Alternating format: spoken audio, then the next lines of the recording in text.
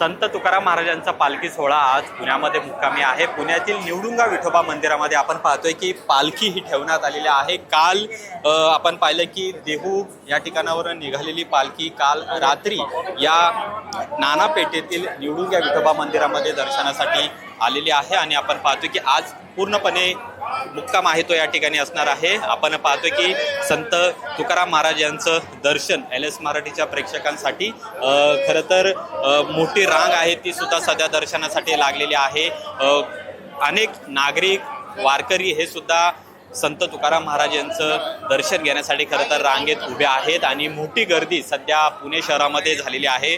वारकऱ्यांनी अक्षरशः पुणे शहर हे दुमदुमून गेलेलं आहे, फुलून गेलेलं आहे। पूर्णपणे भक्तीचा महापूर हा आपल्याला पुण्यामध्ये आलेला पाहायला मिळते। काल संत ज्ञानेश्वर महाराज आणि संत तुकाराम महाराज यांचा पालखी सोहळा हा पुण्यामध्ये दाखल झालेला आहे आणि आज पूर्णपणे दिवसभर संपूर्णपणे पालखीचा मुक्काम हा पुणे शहरामध्ये आहे आणि आपण पाहतोय की नागरिक वारकरी आहेत ते संत तुकाराम महाराज यांच्या पादुकांचं दर्शन घेण्यासाठी मोठी गर्दी करतायत। मंदिर प्रशासनाकडून सुद्धा तयारी करण्यात आलेली आहे।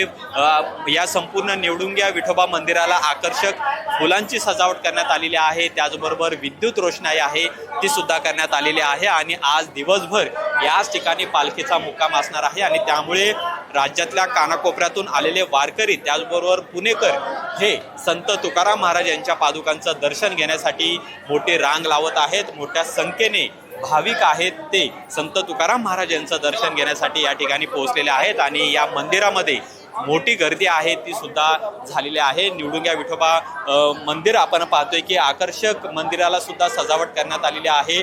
विठ्ठल रुक्मिणीचं गोजिर रूप आपण पाहतोय, तिथे सुद्धा फुलांची आरास ही सुद्धा करण्यात आलेली आहे।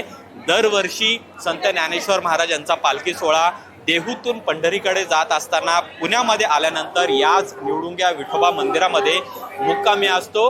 वर्षानुवर्षांची जी परंपरा आहे ती आजही आपल्याला सुरू असलेली पाहायला मिळते आणि त्यानंतर आपण पाहतो एक मोठा उत्साह वारकऱ्यांमध्ये आणि पुणेकरांमध्ये सुद्धा पाहायला मिळते। महानगरपालिकेचे कर्मचारी त्याचबरोबर सामाजिक संस्था आणि पोलीस यांचं योग्य नियोजन आहे ते सुद्धा मंदिरामध्ये आहे।